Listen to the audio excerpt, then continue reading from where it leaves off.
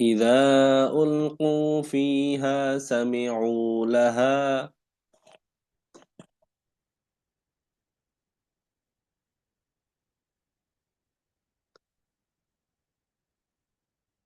إذا ألقوا فيها سمعوا لها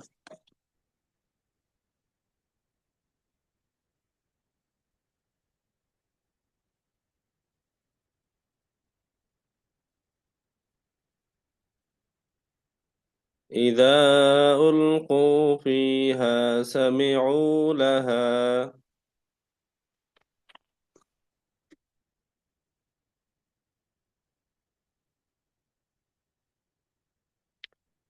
إذا ألقوا فيها سمعوا لها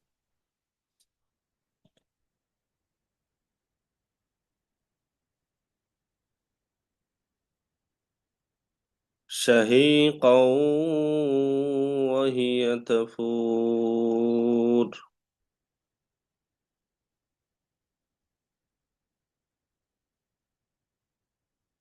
شهيقا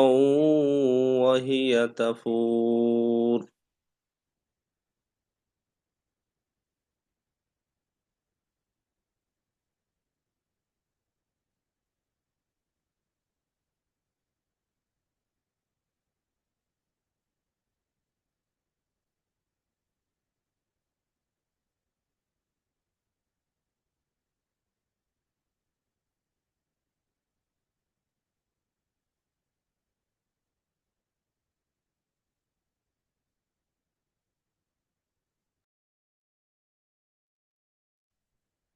شهيقا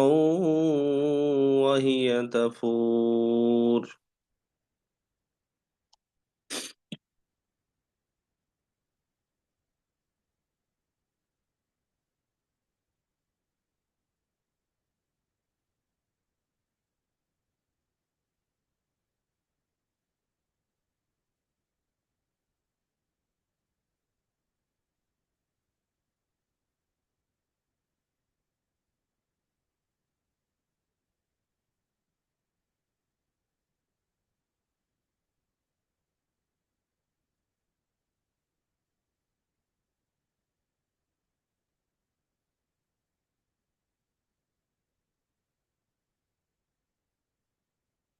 إذا ألقوا فيها سمعوا لها شهيقا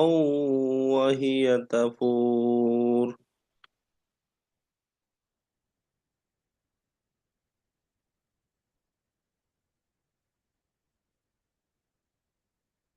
إذا ألقوا فيها سمعوا لها شهيقا وهي تفور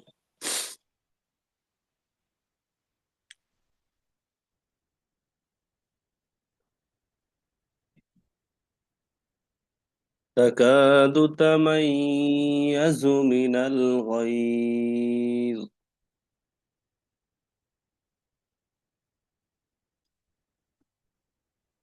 تكاد تميز من الغيظ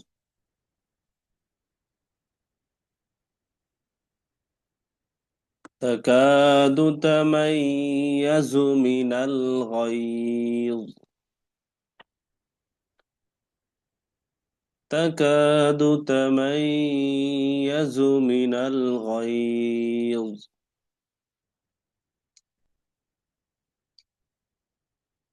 تكاد تميز من الغيظ كلما ألقي فيها فوج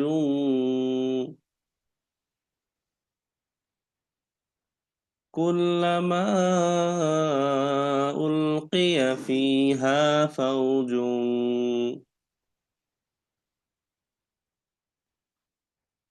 كلما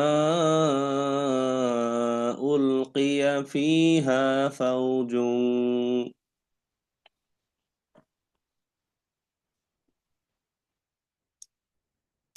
سألهم خزنتها.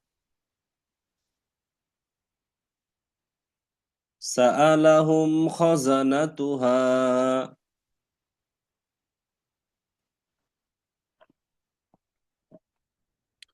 سألهم خزنتها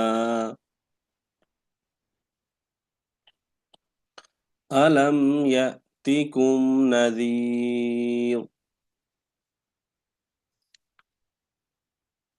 ألم يأتكم نذير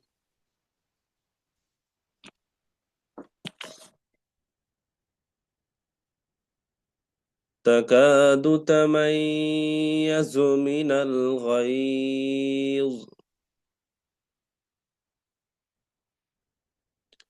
كلما ألقي فيها فوج سألهم خزنتها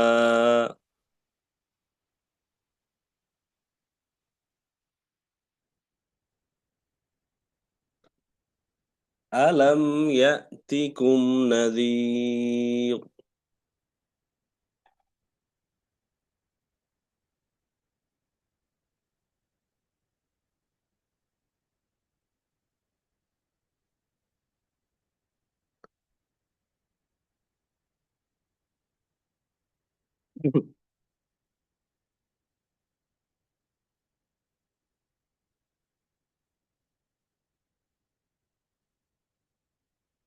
قالوا بلى قد جاءنا نذير قالوا بلى قد جاءنا نذير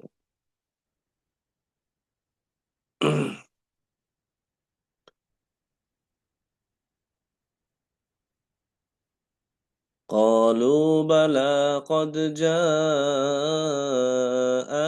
نذير فكذبنا وقلنا ما نزل الله من شيء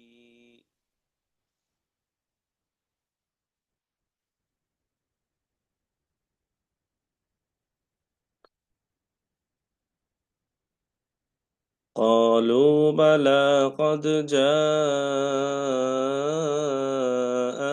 نذير فكذبنا وقلنا ما نزل الله من شيء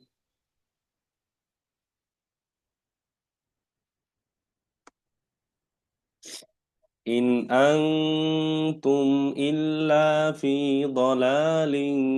كبير إن أنتم إلا في ضلال كبير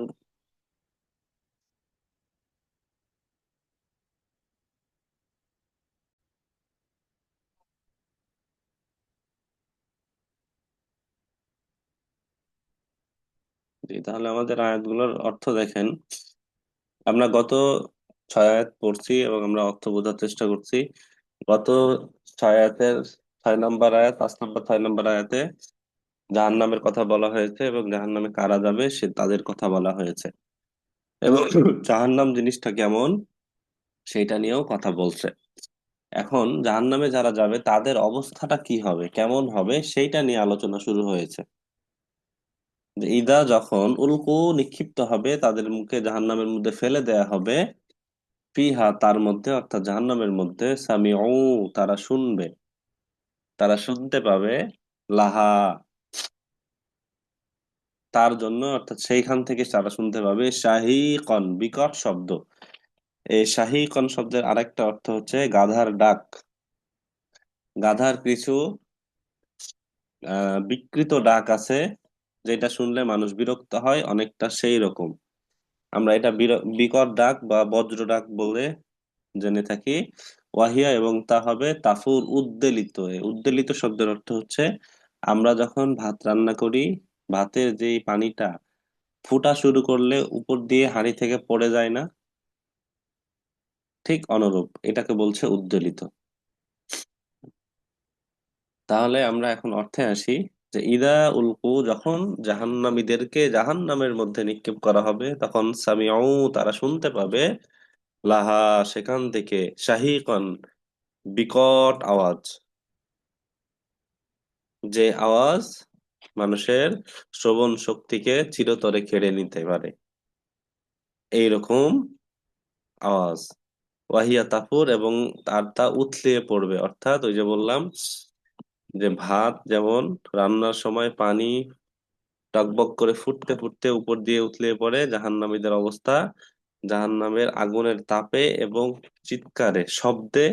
এইরকম অবস্থা হবে, ভাসমান অবস্থায় তারা পুড়তে থাকবে।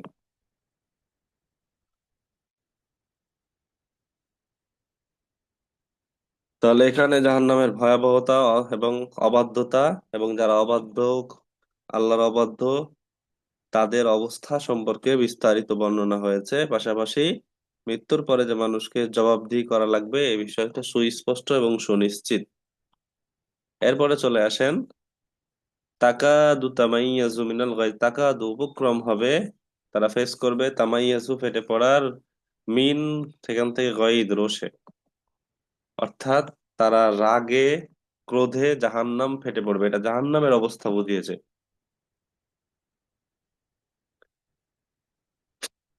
যখন সাধারণ স্বাভাবিকভাবে বাসা বাড়িতে গ্যাসের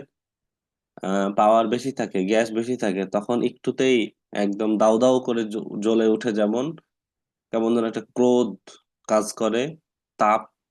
ফোর্স কাজ করে, ঠিক অনুরূপ হবে অবস্থা জাহান্নামেরও। কুল্লাহা, কুল্লামা, যখনই, উলকিয়া, নিক্ষিপ্ত হবে, অর্থাৎ জাহান্নামীদেরকে জাহান্নামে ফেলা হবে, ফিহা, জাহান্নামের মধ্যে, ফাউজুন, কোন দল, সালাহুম, জিজ্ঞেস করবে, তাদেরকে জিজ্ঞেস করবে, খজানাতুহা, সেই জাহান্নামের রক্ষীরা, অর্থাৎ জাহান্নামের দ্বারের কাছে যারা দ্বার প্রান্তে বা জাহান্নামের যারা গেটম্যান হিসেবে নিয়োজিত থাকবে, তারা তাদেরকে জিজ্ঞাসা করবে, সেই সমস্ত জাহান্নামীদেরকে যাদেরকে জাহান্নামে নিক্ষেপ করা হয়েছে, এদেরকে জিজ্ঞাসা করবে, আলাম, নাই কি, ইয়াতিকুম, তোমাদের কাছে আসেনি, নাদির, সতর্ককারী। অর্থাৎ এখানে বোঝাতে চাচ্ছে যে জাহান্নামের মধ্যে যখন জাহান্নামীরা নিক্ষিপ্ত হবে, তখন জাহান্নামের তেজ, পাওয়ার, ক্রোধ, রাগ দ্বিগুণ বেড়ে যাবে, এবং সেই জাহান্নামের দ্বারের রক্ষীরা এই জাহান্নামীদের দেরকে জিজ্ঞাসা করবে, যে তোমরা যে জাহান্নামে এসে পড়েছো, জাহান্নামের মধ্যে প্রবেশ করলা, তোমাদের কাছে কি কোনো সতর্ককারী যায়নি, তোমাদের কাছে কি কোনো নবী রাসূল যায়নি, তোমাদেরকে কি কেউ সতর্ক করেনি, তোমাদেরকে কেউ কেউ হেদায়েতের পথে আহ্বান করেনি, এই বলে জাহান্নামের দ্বারের, অর্থাৎ জাহান্নামের গেটম্যানরা তাদেরকে জিজ্ঞাসা করবে। দেখেন এরকমই একটা বিষয় আসছে, যে তাকাদু তামাইয়াজু মিনাল গায়জ, ক্রোধে তা ছিন্ন ভিন্ন হবার উপক্রম হবে, অর্থাৎ এটা জাহান্নামের ভয়াবহতা বুঝিয়েছে। কুল্লামা উলকিয়া ফিহা ফাউজুন, যখনই তাতে কোনো দলকে নিক্ষেপ করা হবে, কোনো দলকে জাহান্নামের মধ্যে, জাহান্নামীদেরকে যখন নিক্ষেপ করা হবে, তখন তাদেরকে জিজ্ঞাসা করা হবে যে তাদের কাছে কি কোনো সতর্ককারী আসেনি, তাদেরকে কাছে কি কোনো হেদায়েতের বাণী নিয়ে কেউ আসেনি। তাহলে এখানে জাহান্নামের ভয়াবহতা, এবং প্রত্যেক